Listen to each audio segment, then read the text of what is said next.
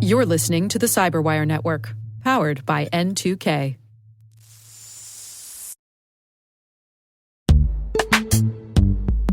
This episode is brought to you by Palo Alto Networks, the leader in cybersecurity.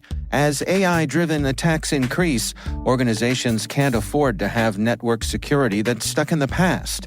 Discover how Palo Alto Networks can help you predict what's coming and proactively secure against it with a zero-trust, AI-powered network security platform built to secure whatever, whenever, wherever. To learn more, visit paloaltonetworks.com/network security platform.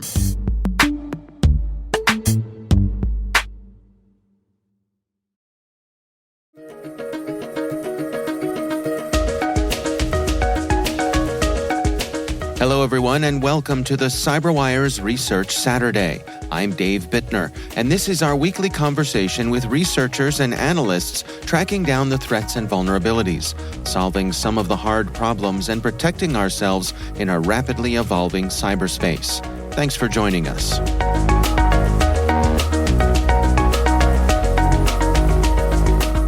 With all of these sort of tools, because you've seen it once, there's a possibility that if you're a threat researcher like we are, or a threat intelligence team, that there might be cause for you to run some of these configuration files that you find within criminal forums. And if you are doing that as part of your work, and then inspecting those prior to running them is probably best. That's Reece Baldwin, Director of Threat Intelligence at Kasada. Today we're discussing their work, No Honour Amongst Thieves, Unpacking a New OpenBullet Malware Campaign.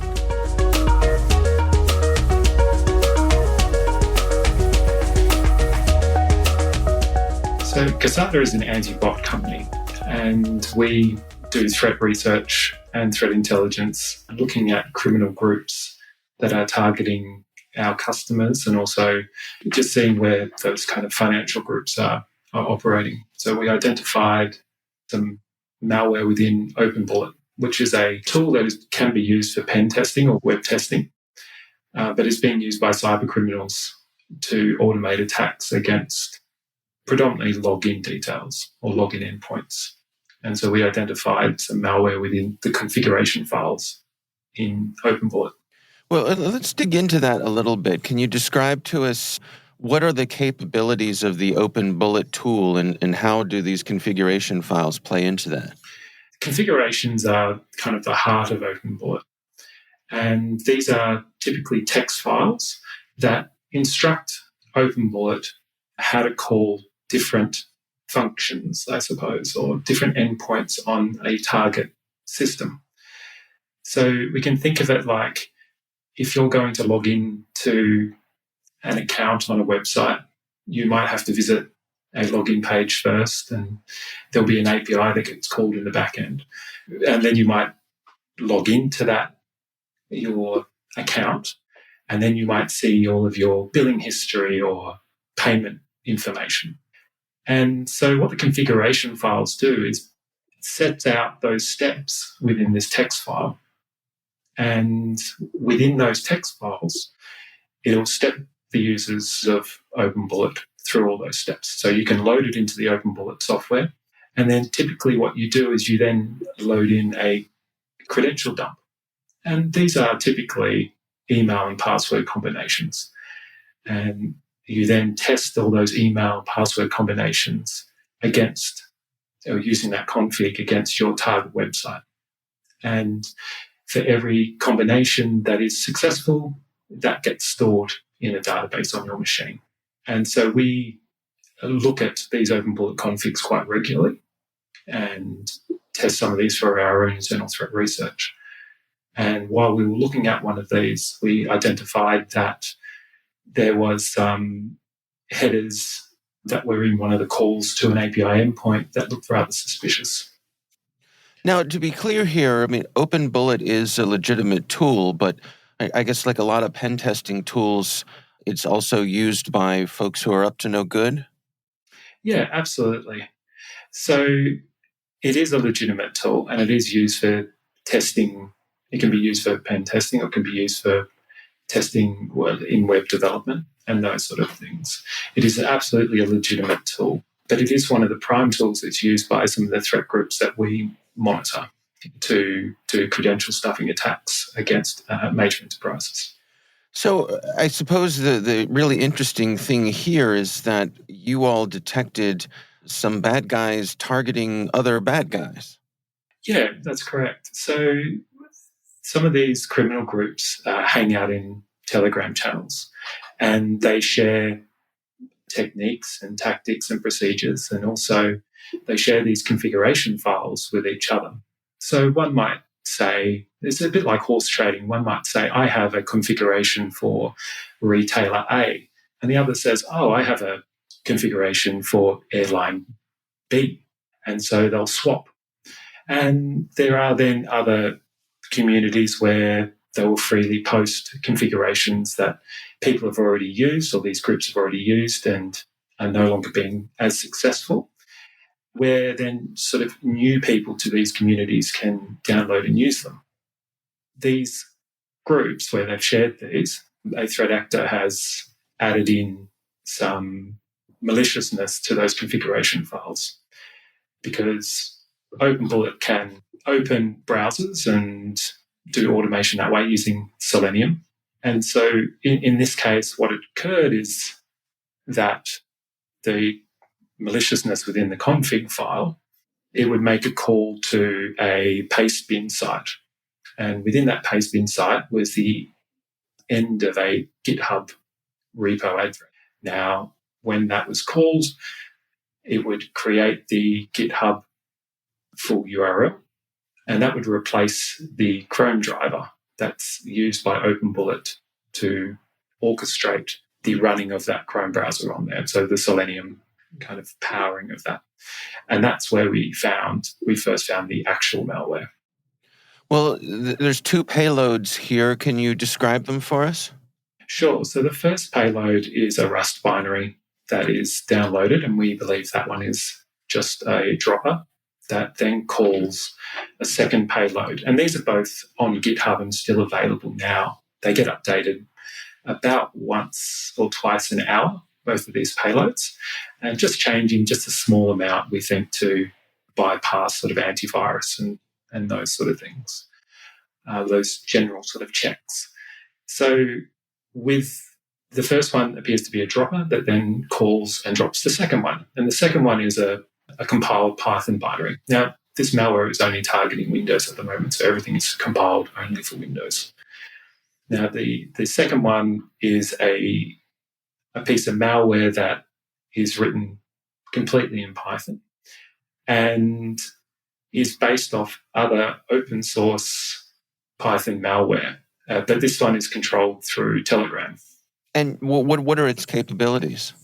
So when we looked at the original malware that we believe that this one stemmed from, it had a lot of capabilities that you would see in typical malware campaigns. So the ability to take screenshots, upload and download files, execute processes on the host machine, those typical kind of functions. But what we found was different between this one and the original was that it was now targeting cryptocurrencies. So the threat actors had written a credential harvester. So it would decrypt stored logins from Chromium-based browsers and also decrypt stored cookies in those same browsers. And then it would also search for directories associated with crypto wallets. And they had also written a payload that was for clipjacking, so monitoring the clipboard for pasted or copied crypto addresses, so Bitcoin addresses, Litecoin, Dogecoin, those sort of things. And so when one of those was detected being put onto the clipboard, it would then put the attacker's crypto address in there in place of the one that had been copied to the clipboard, so that any funds would be then transferred to them. And we were able to track some of those transactions.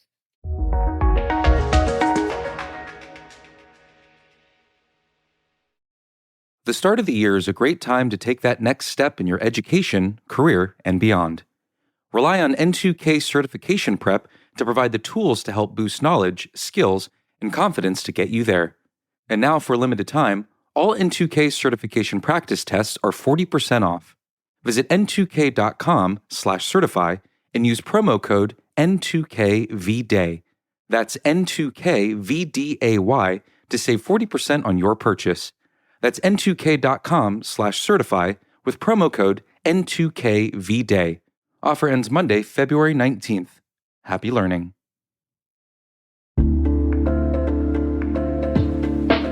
And now a word from our sponsor, 6sense. 6sense provides award-winning cloud-based automated endpoint and vulnerability management solutions to streamline IT and security operations. With its advanced platform, businesses gain complete visibility and control over their infrastructure, reducing IT and security risks and optimizing operational efficiency. With 6sense, you'll get real-time alerts, risk-based vulnerability prioritization and remediations, and an intuitive automation and orchestration engine so you can focus on your core business goals, confident in the knowledge that your enterprise is secure, compliant, and running smoothly. Visit 6sense.com to learn why enterprises choose them.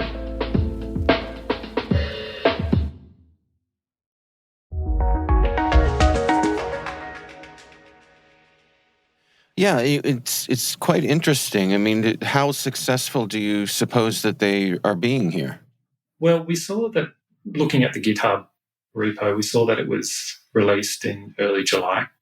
So when we had a look at all the crypto transactions that were based on the wallet addresses that we saw in the malware, up until we released the blog post, we looked and there was about $13. So not a lot. But since then, and since we've released our blog, that's jumped to a hefty $170. But that's only the clipjacking part. So what we can infer from this is that it is still getting run and it's still being somewhat successful. Now, we can't correlate exactly that this is from the clipjacking because it could be from other places and other things. But if we're looking at just those transactions as a metric for measuring the success, then it is still running, it is still working. But that's about as far as we were able to go. Does it seem odd to you that we've got threat actors targeting other threat actors? No, there's been a history of threat actors targeting other threat actors. So it's not really something that we find overly surprising. What we're finding, though, is that, you would typically find something like this where someone would provide a compiled binary. So they would provide something that there was no way for you to be able to inspect it. So someone would give you something and say, this is a cracker for whatever tool you were looking for. And that would be infected with malware, and then you would get it on your machine, and that's how you'd go. In this case, it's quite brazen because the configuration files that are used by OpenBullet are just plain text. So by simply opening that file in a text editor and reading it and being able to follow that control flow within it, you would identify that there is some maliciousness going on. I typically ask folks like yourself, what should people do to protect themselves against this? I mean, is step number one, don't be a malicious threat actor? In this case, it is. But with all of these sort of tools, because you've seen it once, there's a possibility that if you're a threat researcher like we are, or a threat intelligence team, that there might be cause for you to run some of these configuration files that you find within criminal forums. And if you are doing that as part of your work and part of your practice, then inspecting those prior to running them is probably best. Not to just trust that the configurations that you're getting are legitimate in that kind of legitimate sort of way. So the way to protect yourself is just to inspect those config files.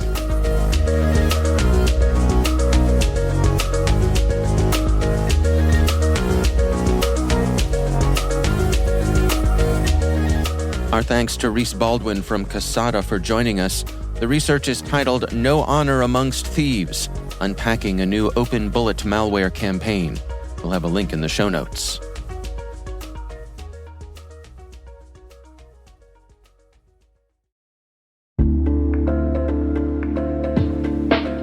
And now, a word from our sponsor, SpyCloud, the cybercrime analytics leader. SpyCloud disrupts cybercrime by telling you what criminals know about your business and your customers, so you can take action to prevent ransomware, session hijacking, account takeover, and online fraud.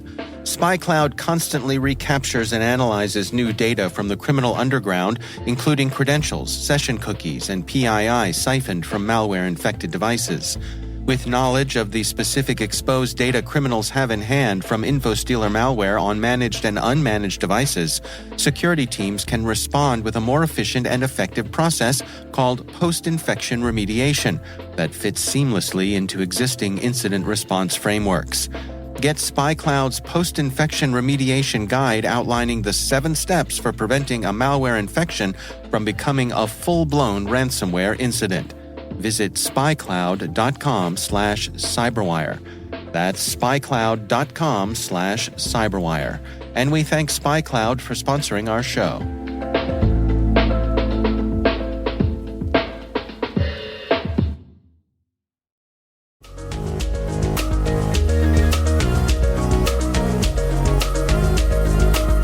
The CyberWire Research Saturday podcast is a production of N2K Networks, proudly produced in Maryland out of the startup studios of Data Tribe, where they're co-building the next generation of cybersecurity teams and technologies. This episode was produced by Liz Irvin and senior producer Jennifer Iben. Our mixer is Elliot Peltzman, our executive editor is Peter Kilpie, and I'm Dave Bittner. Thanks for listening.